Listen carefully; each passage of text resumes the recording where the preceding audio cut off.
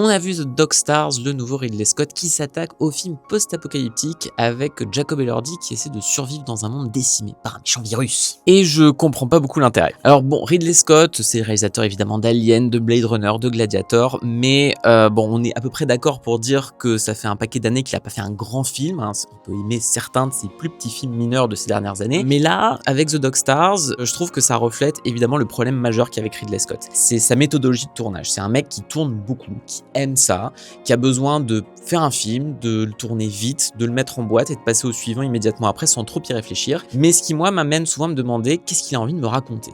Et là, sur The Dog Stars, je vois pas ce qu'il veut me raconter. Parce que globalement, même si c'est adapté d'un livre assez populaire, j'ai l'impression que dans sa vision de ce que c'est le post-apo pour les nuls. C'est-à-dire que vous avez déjà vu ça 1000 fois. Il y a un survivant avec un chien comme dans Je suis une légende. Il y a un peu de The Last of Us, il y a un peu de La Route, il y a un peu de The Walking Dead dans cette façon de dire qu'au fond, peut-être qu'une fois le masque de la civilisation tombé, c'est peut-être l'humain, le monstre et le vrai méchant de l'histoire. Et waouh, c'est pas hyper révolutionnaire. Alors, encore heureux, Ridley Scott, c'est un très grand cinéaste visuel, donc il y a encore dans The Dog Stars quelques images, quelques plans pour vous choper. C'est un cinéaste de vision, j'ai envie de dire. C'est quelqu'un qui, voilà, sait vous mettre des trucs en boîte qui, mine de rien, impressionnent un peu.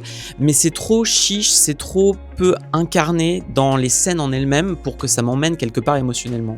Et venant d'un mec obsédé par, finalement, peut-être sa propre fin qu'il semble retarder à chaque nouveau film qu'il fait, je suis très étonné qu'il ait aussi peu de choses à dire d'un film sur la question de la fin du monde. Parce que c'est un sujet qui est en creux dans Gladiator et dans sa suite, d'ailleurs, dans les suites d'Alien et tout ça.